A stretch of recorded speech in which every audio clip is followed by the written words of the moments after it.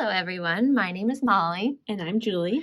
And Julie and I are here to do a very fun, informative, and I guess exciting introductory to our Zentangle Translucen Z Tiles. Yes, so we're so excited to share these all with you. And I think this is the first time we release a new surface, and we're kind of giving you this little instructional to go with it. Exactly. Well, we thought that it was so different, and the way that the materials react on it is different, and that we wanted to be able to give you some tips on how to kind of approach these tiles. And if you haven't already done our project pack number 18, which really fully dives into these tiles, then this will hopefully give you a little bit of background to start your journey with them and have some fun with them, and maybe decide if it's something you want to go with.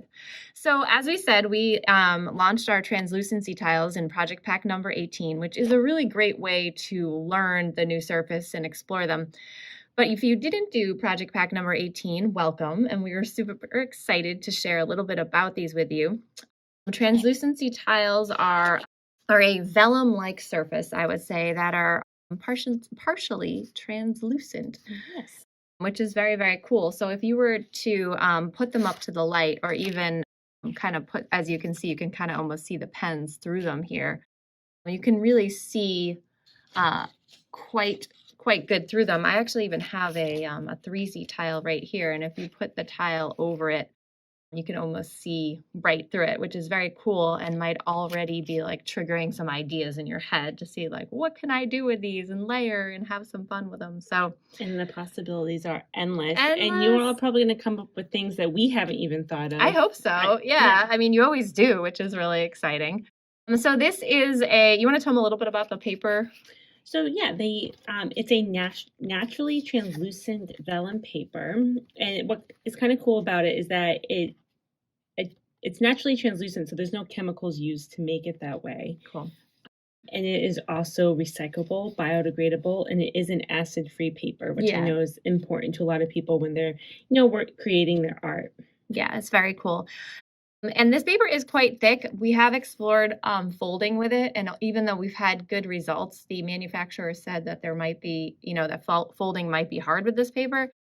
We did some cool folds. It looked okay. So we told Maria it's not for folding, and she was like, okay, let me fold it. Exactly. So I guess at this point we're going to say fold at your own risk. Fold at your own risk. We are not responsible for any folding. If you always wanted to be somebody that was on the edge, this is really a great opportunity for you to be like, I'm going to do it. But anyway, this really is an exploratory surface, and Julie and I have been having a blast with it. Martha and my mom and Rick and all of us on our tangling team here have really just been having so much fun, and also it's been so hard because we haven't been able to share what we're doing. So it's if we've been quiet on the Mosaic app lately, it's because we couldn't tell you what we were tangling. So I'm pumped to start sharing some cool things with you all, and also see what all of you are doing with these tiles. Many years ago, I took a class with a good friend of mine, and she did a lamp class where we just took some black ink and tangled on some vellum. And I actually just loved it. And I had always sat with me for a while to be like, okay, well, what can I do with this later on? And so it's finally come to the surface here, and we're having fun with it.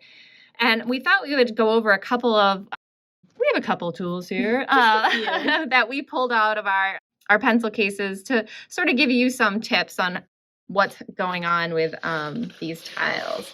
So I'm going to take a blank tile here, and I'm going to start with the basics. So we have black microns, right? That's what most of us tangle with. And I have a really bold tip one here that you can see puts a nice, awesome, inky pigment line down on them. And then I have the trusty 01, which puts down a really fine line. So this is, again, the Micron, the black Micron. And I find I like the way this pen works on here because it's very black. We did do a couple of kind of sample tiles using the micro perm. Julie, what makes the micro perm different than the Micron? So the ink in the micro Perm is actually more suitable for kind of a non-porous surface. Whereas like if you try to draw on like a plastic with a Micron, you might not get the best results, but a micro perm would give you better results. It's the same ink in their IdentiPen. Oh, okay, good to know. So it's, a lot of people consider it a permanent ink, but it all depends on what surface you're drawing on in that case. I also found that the micro perm flowed really nice on the surface of this tile. However, I noticed that the ink wasn't as black. And so I like a nice black ink. So I kept on reaching for the Micron. But with the Micron, it's not that Pigma ink right, that we know and love with the Micron pens, that special ink is not in the micro perm, so that's why it's not as black. Right. So one thing I did notice though with the Micron, the black Micron, is that it would sometimes skip a little bit. And if you get that skipping, what we're recommending is to take a piece of copy paper or just a scrap piece of paper, regular paper, and kind of clean the pen off by just doing a little squiggle. Our tendency is to press harder when our pens start to skip, and I want to make sure that we don't do that because you can break your nib and then the pen really won't work. Yes. These O1s, they have delicate nibs, and if you press too hard, they will bend, and once it's bent, that's pretty much it for that pen. So right. Always be mindful of that, whether you're working on these tiles or any surface. But like Molly said, the tendency when your pen starts to skip is to press harder, and that will be counterproductive. We also did some playing around with other colors. So of the Microns, they make a lot of different colors, and a lot of them are so beautiful. So this nice light green comes out beautifully. I have a pink one right here. And Molly's using, this pink one is a PN, so it has a plastic nib, which is a little bit more durable than the Micron 01 nib, but it's the same ink, and I actually love the PN on these tiles. I think it's been my favorite so far. Yeah, and it flows nicely. This is a little bit fatter. This is an 05 green, different color green. So we had a really good luck with all the whole Micron line, which was really exciting. And as we said, with the blacks, it was only the black that would skip a little bit. If you get the skipping, just kind of clean it off on a scrap piece of paper and carry on in your way. The micro perm, we had no issues with. That really flowed nicely.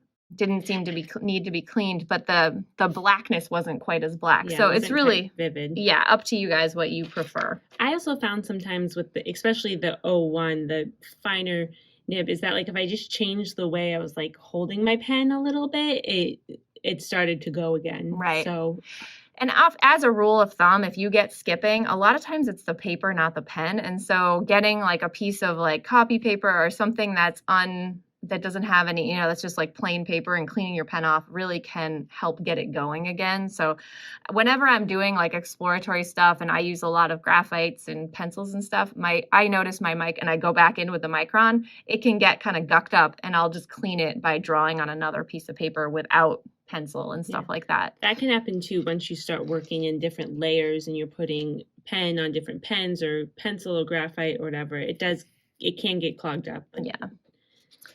We carry on, right? Yes. So some other pens that we did a lot of exploring with was all of the Jelly Roll lines. So we have a couple different pens from the Jelly Roll line. In the project pack, we played around with this one Jelly Roll that's called a Silver Shadow. Oh, thank you, Julie. I don't know why I can't remember that. And the Silver Shadow is really different and very inky, and kind of does this interesting thing where what did you call it? Dye stuff. So it has the colored part of the pen is made up of dye stuff, and it spreads out when you draw it. So it is really inky, and you'll see it kind of go out on your tile.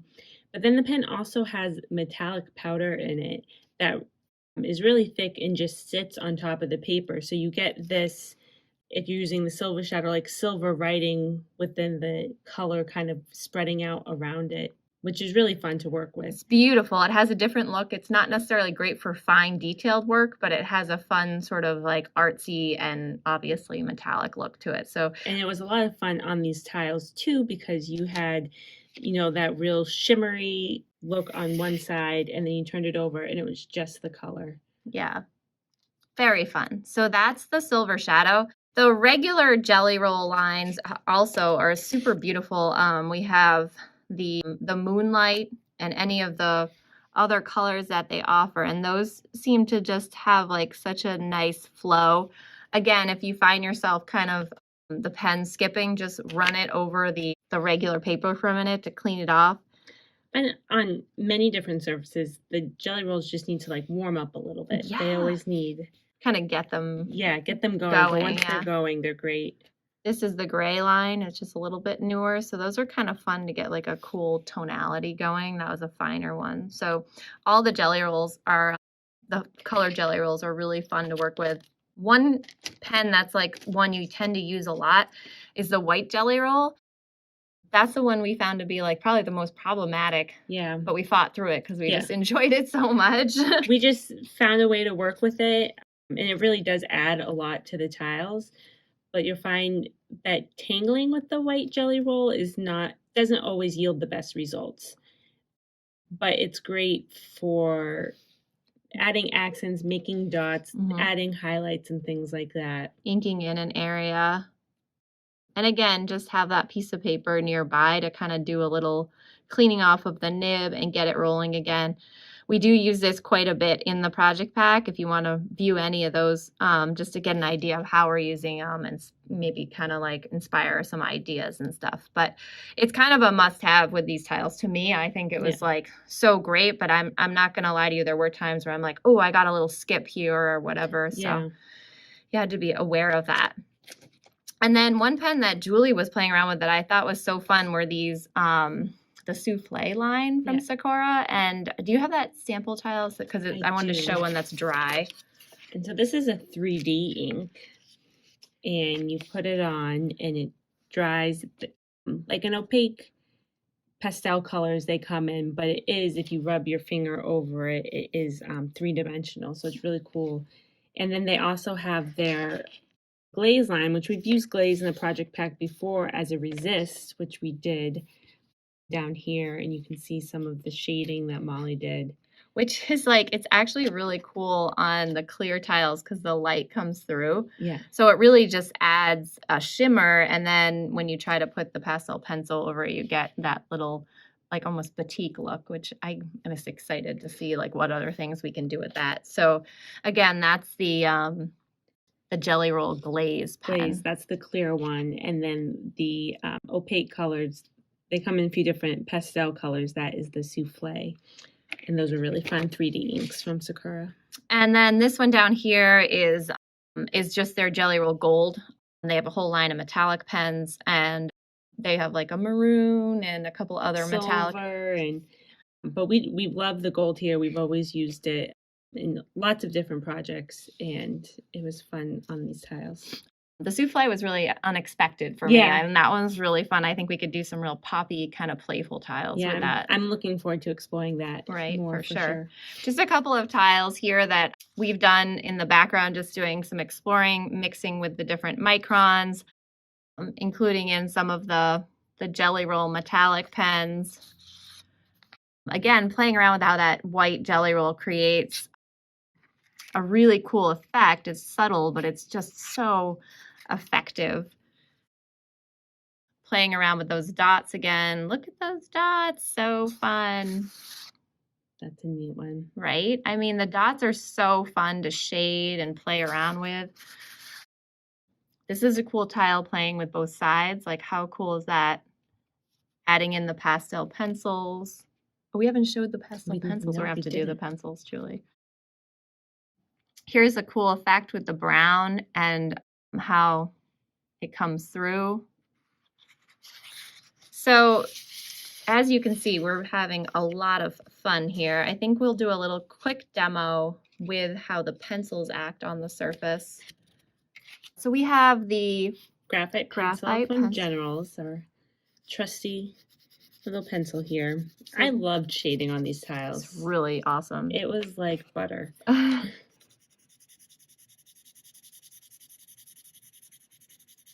it just spreads so nicely. And it kind of goes as far as you want it to go. You can get that nice sharp edge, but you can kind of keep fading it, so it is nice. We also found like you could sort of just play, like if you had graphite on your tortillon and you just wanted something, you know, light, just using the tortillon by itself worked nicely as well. So I didn't even add new pencil to that. So that's like a way to just get a really kind of subtle cloudy look too. And then of course we have the colored pastel chalk pencils from Generals. We use these in project pack number 18. So there's 10 lessons there. Right. If you're looking to really jump into this, but we explore a lot of these materials, and these pencils were great to work with. Oh, look at that like subtle hue. 2 of them in there, so that's really fun. And then of course the white is an oldie but goodie, so that's another one to like just play around with. And you know, it sort of adds to the frostiness of, so it's almost you can play around with it looking like part of the surface of the paper, you know, so it just brings a little bit more white on top of that already frosted paper look. So that's kind of cool. So much fun stuff. And I don't know if we mentioned earlier, the one thing we found that like is probably not a great match for these tiles is a lot of water. So Yeah. like sometimes people, like with the cotton tiles, you can like put down the watercolor pencils and we will drop heavy amounts of water on it. We found the water wasn't a great match for them, but we kind of encourage you to try it too if you want to. So explore, you know, try all different things. Be okay with being uncomfortable with this new surface.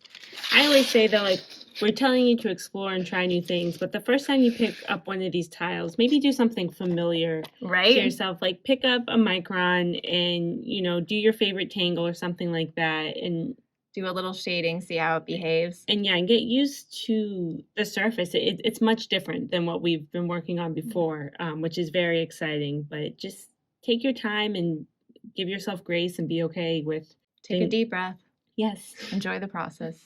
Breathe. Turn your tile. And have fun. Yes. Take care. Bye.